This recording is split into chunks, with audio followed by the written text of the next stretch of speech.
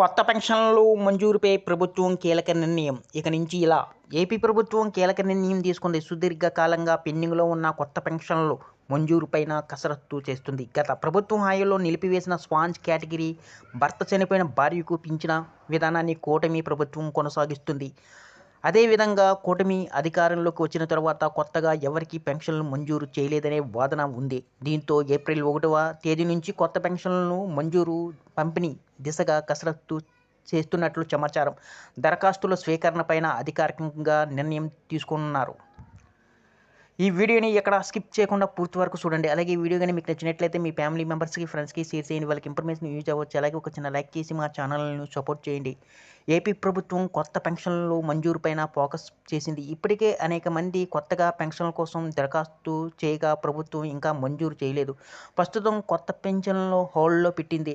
దీంతో దరఖాస్తుదారులు పెద్ద సంఖ్యలో నిరీక్షిస్తున్నారు. కొత్త పెన్షన్ల జారీలో జాప్యం చేస్తుండగా ఇప్పుడు దీనిపై క్లారిటీ వచ్చింది. ఈ మేరకు ముహూర్తం ఖరారు చేసింది. రాష్ట్రంలో అర్హులైన వారికి వృద్ధాప్యం ఇంతంతు కొత్త పింఛన్లు మంజూరుకు ఇప్పటికే మార్గదర్శకాలు రూపొందించామని మంత్రి కొండపల్లి శ్రీనివాసరావు గారు వెల్లడించారు. త్వరలోనే దరఖాస్తులు కూడా తీసుకుంటామన్నారు. కొత్తగా పింఛన్ కోసం అప్లై చేసుకునేందుకు త్వరలోనే అవకాశం కల్పిస్తామని అన్నారు. అర్హులైన ప్రతి ఒక్కరూ దరఖాస్తు చేసుకునే అవకాశం ఉంటుందన్నారు.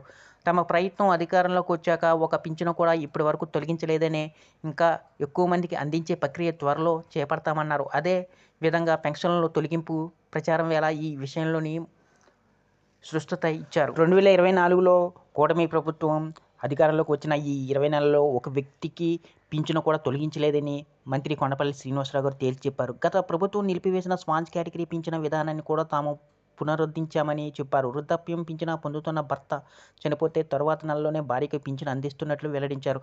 మొత్తం 2.5 లక్షల మంది ఈ కోటాలో లబ్ధి పొందుతున్నట్టు స్పష్టం చేశారు. ఒక నెలలో ఎవరైనా పింఛను తీసుకోకపోతే తర్వాత నెల కలిపి 2 ఒకేసారి ఇస్తున్నామన్నారు. దివ్యాంగులకు ఇచ్చే పింఛనులో అనర్హులు ఉన్నట్లు తేలిందని, అందుకే పునఃపరిశీలన చేపడుతున్నట్లు వివరించారు. ఇప్పటి వరకు 1.40 లక్షల మంది అనర్హులను గుర్తించామని, వీరికి నోటీసులు ఇచ్చినట్లు పేర్కొన్నారు.